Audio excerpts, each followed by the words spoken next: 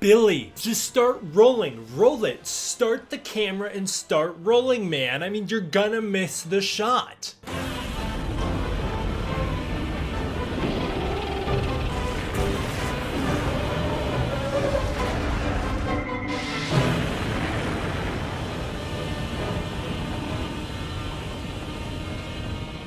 What's up, everybody? D-Man back. Welcome to a brand new video. Today we're going to be doing another Monarch Legacy of Monsters episode review. In this one, we are going to be reviewing Monarch Legacy of Monsters episode 2, Departure. As per usual with these videos, spoiler alert. This video we will do spoilers for episode 1 and 2 of Monarch Legacy of Monsters, so if you haven't seen them, go check it out. Apple TV Plus right now. Big thank you to Apple TV Plus for making this video possible. I really appreciate it. It's through the support I was able to get through Apple that I was able to make this video for you guys. Oh my god, Billy, roll the camera, man. What are you doing? So as per usual with my episode reviews, we're not going to go plot by plot, beat for beat through the episode, but instead I'm just going to bring up some things that I thought while watching it. These are just notes I had while watching the episode. Starting out, I just want to say I thought this episode was fantastic. I thought it was a big step up from episode 1, which is funny because this one had less monster action. I just thought generally speaking this was on a higher level than episode 1 in many regards. I thought the stories in this episode were both fantastic regardless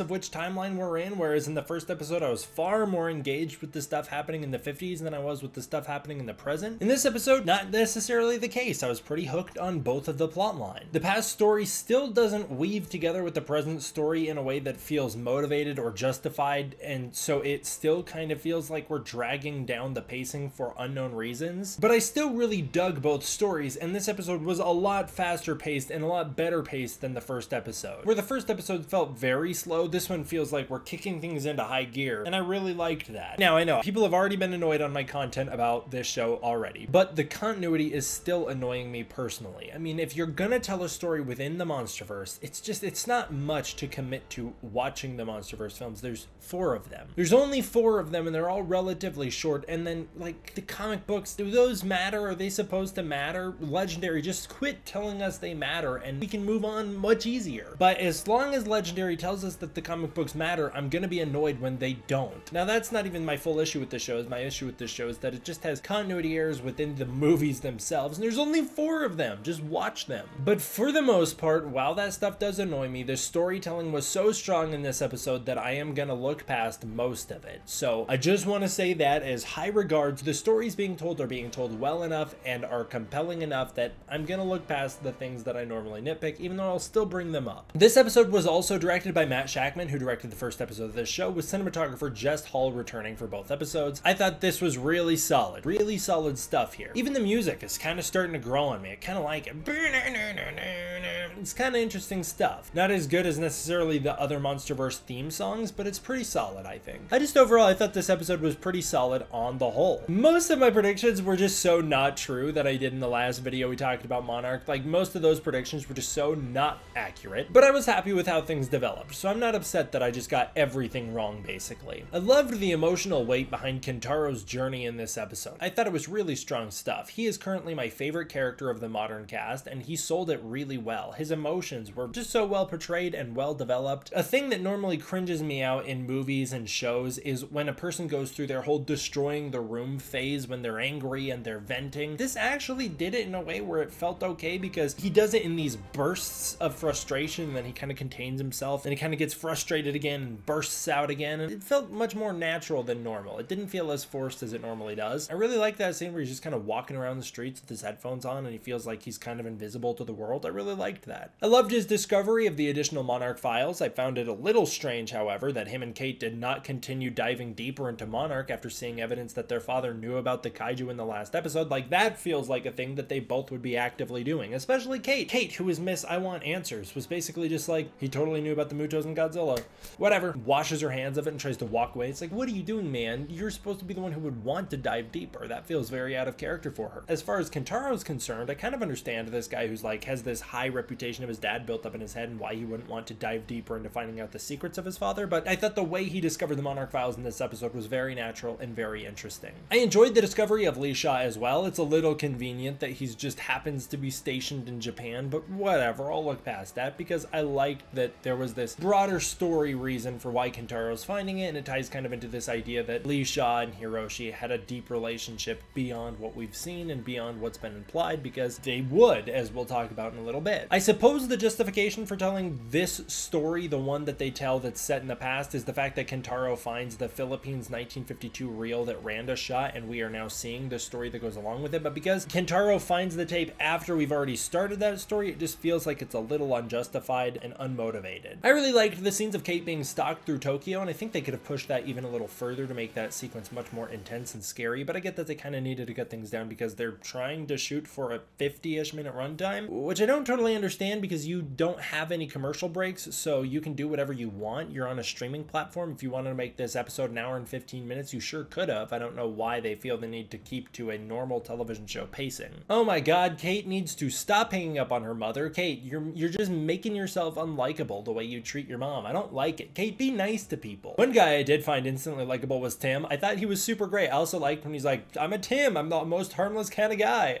I don't know. I kind of believed him. I'm on his side at first. I really enjoyed how down to business Duval was and how her and Tim have these very opposite personalities going on and contrasting with each other. I also really enjoyed the additional Godzilla evacuation art, not only because there's new renders of Godzilla in here, but also because I just liked the consistency with the first episode. It is crazy to me how Duval and Tim did not tie Kate's hands up. Like, would they think she was just gonna sit there willingly after they like threatened her? They basically kidnap her and then they think she's just gonna sit there willingly? Of course she was gonna freak out, but I really liked the reason that she freaked out. It was motivated by the fact that she was having these G-Day flashbacks. Not only did that give us a little glimpse of Godzilla on screen, which is always wonderful even if it's reused footage from the first episode, but it was also nice because it just developed her PTSD and her characterization a lot more. I also enjoyed both of Kate's getaway attempts. The one where she throws the phone at Tim's face was very funny to me. I'm finding it very strange that I'm rooting for her to escape when normally I'm rooting for Monarch, but now I'm kind of not because we're seeing Monarch from a totally new perspective, and it's very interesting to look on from an outside point of view at what this organization is to everybody else. I'm not fully into the Kentaro May arc. I kind of hope they speed that thing up and get it over with. I'm glad to see that they're both making progress, but I hope this relationship drama kind of ends after this because much bigger things are at play. I don't want it to be like Charlie and Mike in the Skull Island anime where they're bickering about normal, mundane human stuff when they're in the middle of a monster chaotic world. Also, why wouldn't May be interested in the film Kentaro's coming to her for? Like, she has every reason to believe that's part of Monarch. She has every reason to believe that's a Monarch file. At the very least, you'd expect her to ask for it. She should be all over that stuff by now, considering she's doing deep digging into Monarch and she's just not telling Kentaro about it. She's totally lying to him about it, even though he's right. That's his property, not hers. Not only is that his property and not hers, but like, she is not entitled to know his family's secrets. She is not entitled to that stuff regardless of what it is. And so the fact that she's digging into it without him is kind of rude. Also, why did they leave that with her? Basically what I'm trying to say is hashtag Team Kentaro. I'm on Team Kentaro. I don't dislike May. I just think Kentaro's a more reasonable dude. I thought Kate was really great in this episode. She really stepped up from the first episode. I really loved her desperation. It's played super well. The performance is great. Anna Sawai does a really good job in this episode. I really like that scene where she goes to the police station. She's really selling it for me. The scenes with Kentaro and Emiko are my favorite scenes set in the modern day in this episode. I just think that the two of them have the best dynamic, and it really solidifies Emiko as my favorite character despite the fact that she's so barely on screen. I just think she's so lovely and wonderful. I think it's really sad that they rip up the photos of Hiroshi. I think Kentaro should have probably looked through those more because he should be kind of looking for clues, but again, maybe he's just trying to ignore that part of his father's life, so ripping them up is kind of destroying the evidence for him. I thought it was super interesting the way that Emiko mentions how she's under the impression Randa died while serving in Vietnam, and that makes perfect sense that Monarch would use that as a cover-up for what happened to him, and it's really sad that that is what the public thinks happened to him and they don't know the truth. I hope Hiroshi knows the truth. I'm sure Lee Shaw would have told them, and I'm sure Lee would have found out, so I'm sure Lee would have told them. Kind of like how the initial reports of the Lawton, what was even told to Randa himself is that it was sunk in battle when he knows for a fact it was a kaiju. And I'm glad to see that our characters are starting to form a proper team. I'm glad that these proper team-ups are starting to happen. I'm shocked that they didn't happen already. Like, after what they realized in the first episode, it's weird to me that we pick up with them all scattered and going their own separate ways. But I really enjoyed that they're all now coming together, they're all on the same track, and they're all trying to escape Monarch. I also liked all the different tricks they used in order to escape. I liked the way that Kate just kind of lucked her way out of it. I liked that Kentaro had to be sneaky and had to have someone cover for him, and I liked that May was just smart enough to avoid them. Also, shout out Emiko. She's a freaking real one for helping Kentaro out of that situation. I love me and Emiko. I think she's wonderful. I also love how Monarch is still being described as a special task force, much like how they were in Godzilla Awakening, and I also really appreciated that they can't answer answer which government they're working for, considering Monarch is international. So technically and unofficially, all of them, but officially none of them. So it's kind of a hard question for them to answer. I also think it's a little strange that Monarch wouldn't dispatch some of their Japanese members, considering we know that not only is there an outpost in Jianjiro, but there's also outposts in Japan. I'm surprised they didn't dispatch some Japanese members to get involved, but maybe it's because Tim kind of wanted to keep this one on the down low, so he's trying to handle it himself with Duval so that the upper higher ups at Monarch don't find out what's going on. I also feel like if they had just complied with Tim, things would have gone very well for them. I think he probably would have informed them a little bit about Monarch, probably taken their files away and been like, hey guys, don't dig into this. But if he saw some potential in them, I could just see that being how Monarch asks them to join, because Monarch wants to recruit people. We've seen that throughout the MonsterVerse so far. I mean, look at the way they treated Weaver and Conrad. They recruited the two of them into Monarch just because they lived through a monster attack. I mean, Monarch's not very picky. They just want people who are gonna do the right thing. I think it's interesting how Meg clearly had a bad experience in British Special Forces and has kind of had to reinvent herself and go on the run, which has led to her being so on edge and paranoid, but yet she doesn't feel the need to tell that to Kate when Kate asks. I mean, I thought her answer was really shallow. Come on, May, be honest. Be honest with your feelings, be honest with yourself, and be honest with Kate. You guys need each other right now. The Lee Shaw stuff with Daddy Kurt was so dystopian. I loved it. It was so unsettling. I really enjoyed that stuff. I loved seeing Kurt Russell on screen. It's about time, man. I've been waiting for that boy. I love Kurt Russell. He's one of my fave actors, and I loved seeing him pop up here. I loved how smart Shaw was. I loved how easily he was able to catch on to what was going on. I liked how he demonstrated that he clearly has the capabilities to escape whenever he wants, but just chooses to remain put simply because it's just easier for him. He strikes me as the kind of guy who wouldn't want to put in the effort to escaping, so he just kind of settles into life as a prisoner just because he doesn't want to make a fuss out of it. I also like how he's able to deduce the relationships going on with everybody and kind of figure out what they're there for without them even needing to say it properly. This is a whole new, much darker side of Monarch that I cannot believe Monarch would partake in. I just can't bring myself to believe that somebody like Serizawa or Graham would allow a facility like this to operate. Holding innocent Monarch members or simply just people of the public who know too much prisoner, it's really creepy stuff. It's especially hard for me to wrap my head around the fact that Serizawa would be okay with this, considering the fact that Serizawa authorized Joe and Ford to be released from confinement after the MUTO attack. He also just simply released Ford to the public after briefing him on Monarch and Godzilla just because he's a good dude. So I wonder if he even is aware that this facility operates at all, or if this is something that he's kind of unaware of because it's kind of going on behind the scenes and he's got bigger things to worry about, like the discovery of new Titans and how to keep them asleep and contained. But I really liked the darker side of Monarch because every government organization has its dark secrets and none of them are truly all good or all bad. I like that kind of stuff. As for the plotline that was just like on another level this episode, it was all the stuff happening in the Philippines in 1952. We spend time in Manila and Mindanao, and I really like that we pick up in 1952 because that's the year that canonically Randa joins Monarch. However, I want to just stress this, and I don't think this is the worst thing. This episode completely erases Godzilla Awakening from canon. All of Godzilla Awakening has just been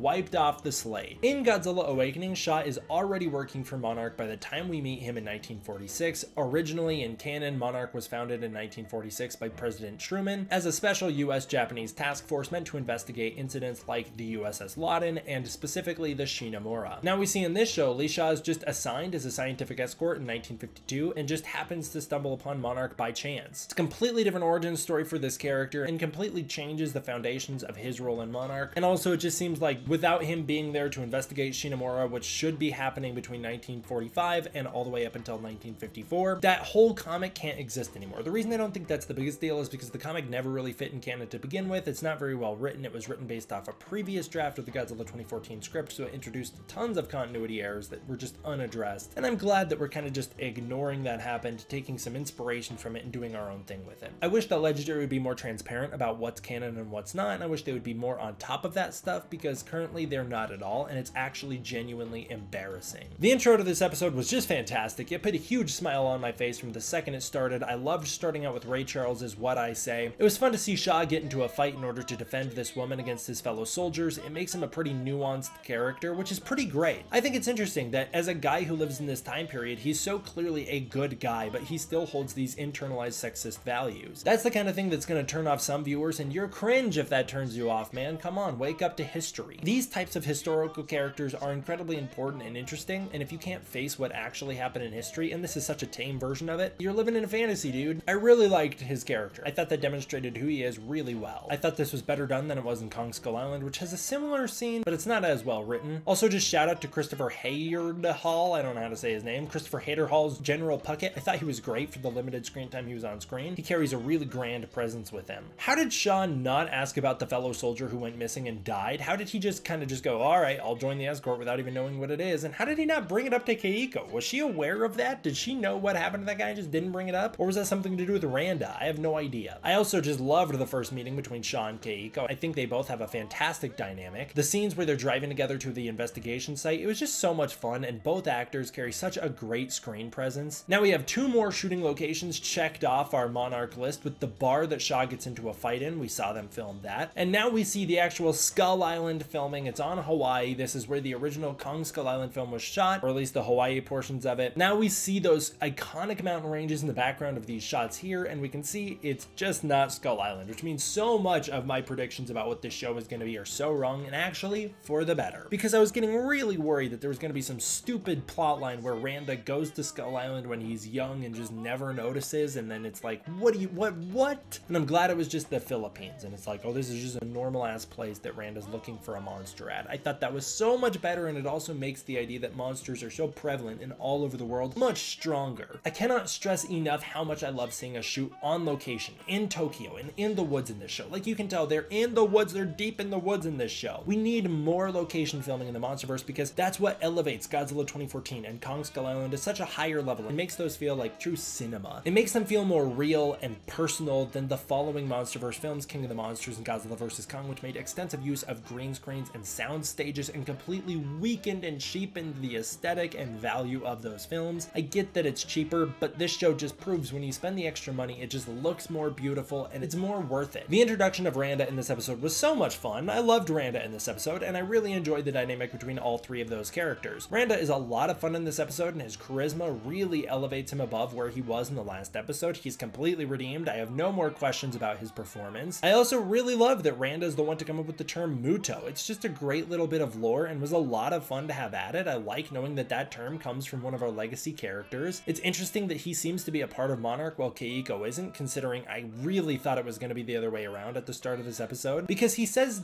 we when he's talking to Keiko, which makes me think that he is with Monarch, even though she's the one with the more official backing. I'm not quite sure what her research is or where she's coming from or who she's with. I just think it's interesting that she has better equipment, better gear, and seems better prepped than him, but he's the one who seems to be working for Monarch. Now we also have confirmation of something that people have been throwing at Godzilla 2014 for years as a complaint about that movie, and that's the term terrestrial in MUTO. Now we have a reference to the fact that the term terrestrial is not in reference to the fact that the creature is ground-based. A lot of people say that the MUTOs are no longer terrestrial because one of them can take to the air, when that's just simply not the case, because we find out here, as Randa intended, the term terrestrial just simply refers to from Earth. It's terrestrial because it's from here, not extraterrestrial from out there. How does one become a cryptozoologist? I mean, in the real world or in Monarch, because this guy seems to have like an official doctorate. He mentions that in a later episode. What is he a doctor in? But it was really fun to see how excited he gets over Keiko's equipment. I thought that was really cute stuff. The way that Randa studies the stories told by people in the mountains rather than going with scientific equipment is just wonderful, because it goes back to the MonsterVerse's saying myth is our compass, ties us back into the themes of the MonsterVerse, building upon real world myths to come up with new creative stories. I loved all that stuff. I loved Randa's philosophy about getting to the bottom of why people tell the stories they tell and what makes them afraid. That was fantastic stuff, man. Also, a dragon leaving behind ionizing radiation in the air as it flies away is such a freaking Godzilla thing to do. That's something that I could just see in a Showa era Godzilla film. It's so wonderful. I loved it. It was so great. It also just creates a beautiful visual, and the mystery built throughout this entire episode was just great. I thought the scenes where the characters line up their charts to see they're tracking the same creature, it's just classic science fiction stuff. It actually reminded me of the giant claw, but in a really good way. It's just classic science fiction, 1950s stuff right there. This show clearly knows the genre well and is playing with it just fine. Oh my god, but do I have so many questions about the USS Lawton that I'm really hoping this show addresses at least some, but hopefully all of. Why did they change the design of the USS Lawton? I liked the original design more because it was the original. Why did you change it? Why not stay consistent with it? And why is the damage not consistent? Are we going to see that damage appear, or is it just going to be this? Why is it now in the Philippines rather than wherever it was, washed up, beached? It was always seemed to be implied that it was somewhere in the South Pacific, so I guess I can't complain too much about that. Will this show send the ship back out to sea so it can be beached and they can take the photo from Kong Skull Island? Or is it just going to be implied that somehow, some way that photo was taken here, or maybe that photo was taken when they dragged the ship from here to the beach? The Kong Skull Island photo was implied to be taken in 1942. I guess that's not the case anymore, and that's not the biggest deal, but I did want to mention it. How did any of this even go down in the first place? So as we understand understand it, the ship sinks and winds up on shore well after the fact because Randa has no idea where it wound up, although he has been looking for it for about a decade. So like, what has been the case with that thing? How did it wind up here? How did Randa not know where it wound up? What happened to him during the sinking of the ship? If they were attacked near Pearl, why did the thing wind up all the way at the Philippines instead of like somewhere more central like Hawaii? Was the MUTO scene at the end of this episode supposedly the same guy who sunk the ship? Because Randa didn't seem to identify it as the same guy. He does say that he thinks a dragon sunk his ship, and he states that he's hunting a dragon in this episode, but he doesn't seem to be aware that the creature could fly, and he doesn't seem to recognize it. Also, shouldn't Randa have like way more trauma seeing his ship beached like this, much like how he was purely traumatized by the event in Kong Skull Island? Why does he seem so uncertain of the MUTO's existence in Kong Skull Island if he has seen this guy firsthand in full 4K HD in his eyes? Like, there was no obscuring this thing. It was flying right at him and roaring at him. What? Why did he seem so uncertain of it? I guess now we're saying in Kong Skull Island, the thing he was simply uncertain of is if he would find MUTOs on Skull Island rather than if they still exist. Because at the very least, we know in Kong Skull Island, he was aware of Godzilla and did know Godzilla existed. They just thought they nuked him to oblivion. To be fair, there's a lot of wiggle room here with the questions I'm asking that they can certainly explain more in later episodes. It's just, these are the types of questions I personally would be pitching if I was in the writer's room to try and get them thinking a little more critically about the canon of the MonsterVerse, and I really hope that they've done that. I just want to say, after all that ranting, I really loved this plotline. I loved the investigation of the Lawton. I really enjoyed the found footage stuff we had while Randa was shooting. That was fantastic. The box of old memories Randa finds was pretty emotional, and I found it to be a really great scene where he finds that box. I kind of wish the hat inside was the hat he wore in Kong Skull Island rather than the hat he wore in the last episode, and I wish the hat he wore in the last episode was the hat he wore in Kong Skull Island. However, maybe historically accurately, they may not have made those types of hats yet when this scene was set. I found this entire sequence to be very compelling and emotional, but I would have pushed Randa's character a bit further and made it a bit more of a tearful reunion with his old ship, and I would have made him feel a bit more vindicated when he had evidence of the MUTO and eventually saw it. He seems a little more like excited and shocked here. I would have made him feel like truly like, God damn it, I knew I was right. Shaw discovering the band of radiation in the air was just awesome. I loved the way it materialized as a glowing mist. That is fantastic stuff. It reminded me of my favorite visual of the MonsterVerse being the aurora above Skull Island, and also it just felt very Mothra to me. So mystical, and again felt very classically Godzilla. The nasty organic slime they find all over everything, it was just so cool. It's a great investigation of the ship. I loved them finding the bodies. That stuff was wonderfully done. It felt very Godzilla 1984 meets Alien to me. Also, Randa's footage in the atmosphere of the ship made me wish we could get a true downright horror film set within the MonsterVerse, or at least a specifically downright horrific episode of this series. One that plays upon the tropes of horror and gives us a truly frightening, freaky episode like this. Maybe it's mostly found footage like this. I just think that could be really great. Also, just like, there's so much potential with the Monarch show. You could just have like an episode of the week where they're discovering a new monster in the past, and like maybe the monsters aren't even like a Godzilla or a Kong or whatever this guy is, but they're just like little things like a Yeti or a Bigfoot or whatever. That stuff would still be interesting and compelling, and I love to watch that as well. Again, especially if you play with the small scale horror aspects of it. How'd the slime get in there in the first place though? Like, that was my question, considering how big the creature was. I really liked Shaw's rescue at the end of this episode. I liked the way he rescued Randa. I enjoyed seeing all three characters work together and escape together, and I thought this truly was the start of a great friendship. One thing I will say though is I don't know how exactly they were being attacked from inside. Like, how did the creature know where to attack them specifically? And how did all this slime get inside the ship? I'm wondering if the way that all happens is because this creature has mini Servum-like creatures, mini minion critters that report to it, kind of the way that Camazotz had a whole army of mini critters that reported to him. I also just shout out to the fact that I get so tripped up whenever there's a shot that's reversed in the trailer, because I get so used to the reversed version of it. Then when I see the ship tilting here, I think it looks all weird because it's tilting the wrong way. The new bat-like kaiju is awesome. I think it has such a fantastic design. I love this guy. He's not one of my faves of the MonsterVerse, but he is just such a solid monster design. I think it looks great. It's devilish and epic. I cannot wait to see this thing in more episodes. I really hope we get to spend more time with it. These are the types of new creatures that I'm so excited about and happy to see in the MonsterVerse. I'm glad that it's not just a Toho adaptation. I'm glad that they're doing their own thing, because this is an epic monster and I love a figure of it. I love the thing. I hope we see more of him. I'd love to see him fight some guys. The music and presentation of the kaiju at the end of this episode was awesome. I cannot wait to see more of him. But oh my god, as I said at the top, god damn it, Billy, film. Roll the camera, man. This is the proof you've been waiting for. This is it. Film it. Film the thing. Go, man. You need the footage. I'm gonna blame Bill Randa for never getting funding for Monarch, because he sits there with the camera and watches in awe, kind of like how Mason Weaver stood there with the camera instead of taking pictures of Kong and the Skullcrawler. Like, what was she doing, man? Take the pictures. Get the proof you came here for. Overall, I really enjoyed this episode. episode. I had a great time with it. I hope you guys did. I thought this one was a step up from the first episode, despite the fact that it had much less monster action, and by that I mean Godzilla was barely in it and there was no Kong. I guess maybe it had more monster action because the monster actually had an attack sequence that was drawn out and it was eventually flying around on screen, so maybe it had more. It was just less Godzilla. What did you guys think of this one? Comment below and let me know. I really enjoyed it. Are you liking the show as much as me, or are you kind of still warming up to it, or do you just not like it yet? I'm curious to hear everybody's thoughts. I cannot wait to continue the discussion on this show. I'll do predictions for the next episode coming up next, so stick around if you want. But for now, I want to give a huge thank you to my patrons over on Patreon. I really appreciate the support I get on the Patreon, and it's through the support on the Patreon that I can keep making videos like this for you guys, so big thank you to my patrons. If you want to support the Patreon, you can use the link in the description below where you can get early access to content, access to the Discord community, and more. Thank you all for watching. I hope you enjoyed. I will see you guys next time for the next one. D-Man,